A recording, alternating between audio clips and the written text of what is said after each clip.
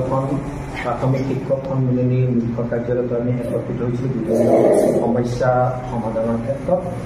ইয়াৰ ভিতৰত আমি আজি আটাইকেইটা শিক্ষক সংগঠনে এটা কথাত আমি সহমত হৈছোঁ যে আমাৰ যি 8 পে কমিশ্যন, আমাৰ 8ম দৰমহা আয়োগ অতি সোনকালে অসম চৰকাৰক ঘোষণা কৰিবৰ বাবে আজি আমি প্ৰস্তাৱ গ্ৰহণ কৰিছোঁ।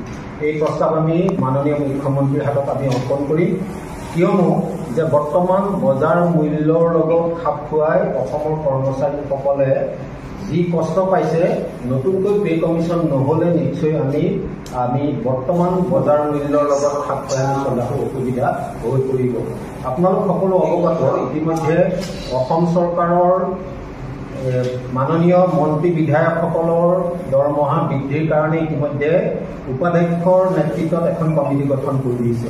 এই কাৰণেই কৰিছে যে বৰ্তমান বজাৰ মূল্যৰ লগত তেখেতসকলো চলিবলৈ অসুবিধা কৰিছে। আমি নিম্নবৰ্গৰ কৰ্মচাৰীসকলৰ ক্ষেত্ৰত কেনেধৰণৰ অসুবিধা হ'ব আপোনালোকে অৱগত। সেয়ে আমি আজি সন্মিলিত শিক্ষক মঞ্চই চৰকাৰৰ ওচৰত দাবী জনোৱাৰ প্ৰস্তাৱ গ্ৰহণ কৰিছোঁ যে 2026 চনৰ 1 জানুৱাৰীৰ পৰা কাৰ্যকৰী হোৱাকে আমাৰ 8ম পে কমিশ্যন গঠন হ'ব লাগে।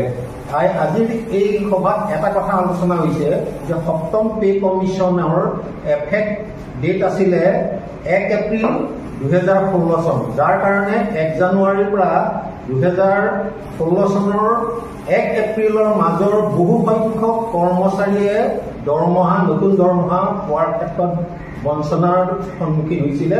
আমি বিচাৰো যে এইবাৰতে তেনেধৰণৰ বঞ্চনাৰ সন্মুখীন কৰ্মচাৰীসকল নহয়।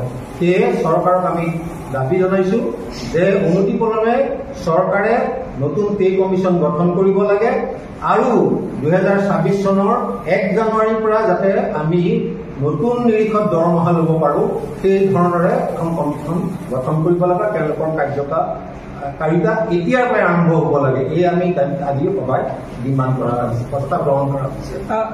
ছাৰ, 8ম দৰমহা আয়োগ গঠনৰ দাবী উত্থাপন কৰিছে, কিন্তু 7ম দৰমহা আয়োগত যি আপোনালোকৰ এনমেলিজ আছিল, সেই এনমেলিজ সম্পৰ্কত কিবা ব্যৱস্থা ল'লে নেকি?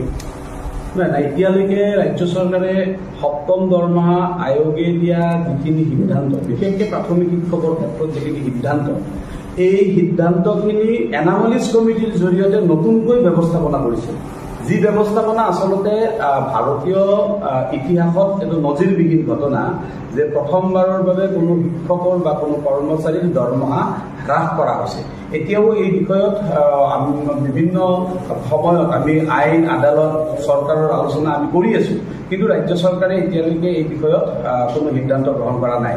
আমি আশা কৰিছো যে ৰাজ্য চৰকাৰে 7ম দৰমহা আয়োগে দিয়া প্ৰতিবেদনৰ আধাৰত বা দৰমহা বিধিৰ আধাৰত যিখিনি পাবলগীয়া গ্ৰেড পেকে ধৰি যিখিনি পাবলগীয়া বিষয়, সেইখিনি ৰাজ্য চৰকাৰে আদায় দিব। আদালতৰ বিষয়টো আদালতৰ দ্বাৰস্থ হৈ আছে, আদালতৰ জৰিয়তে নিশ্চয় ন্যায় পাব। কিন্তু এই মুহূৰ্তত আমি এই কথাটোকে কৈছো যে 8ম দৰমহা আয়োগ গঠনৰ সময় পূৰ্বৰ যিটো দৰমহা আয়োগ গঠনৰ ইতিহাস, এই ইতিহাস মতে আচলতে সময় পাৰ হ'ল, বহু আগতেই আচলতে দৰমহা আয়োগ গঠন কৰে। গতিকে আমি আজি মঞ্চৰ সভাৰ জৰিয়তে ৰাজ্য চৰকাৰক দৰমহা আয়োগখন গঠন কৰিবলৈ আমি দাবী জনাইছো, যাতে সময়মতে এই কাৰ্যকৰী কৰিব পাৰে। প্ৰতিবাৰে দৰমহা আয়োগ গঠন কৰা হয় যদিও ইয়াৰ কাম শেষ হওঁতে এবছৰ, 1.5 বছৰ, 2 বছৰ পাৰ হৈ যায়। যাতে এইবাৰ যিহেতু ৰাজ্য চৰকাৰখন সকলোতে প্ৰথম হ'ব খোজা ৰাজ্য চৰকাৰ, গতিকে এই ক্ষেত্ৰতো যাতে প্ৰথম হ'ব পাৰে, 1/1/26 পৰা যাতে কাৰ্যকৰী কৰিব পৰাকৈ আদেশ অন্তত 25 চনৰ ডিচেম্বৰ মাহতে প্ৰয়োগ দিব পাৰে, তাৰ ব্যৱস্থাৰ কাৰণে দৰমহা আয়োগখন গঠন কৰিব লাগে।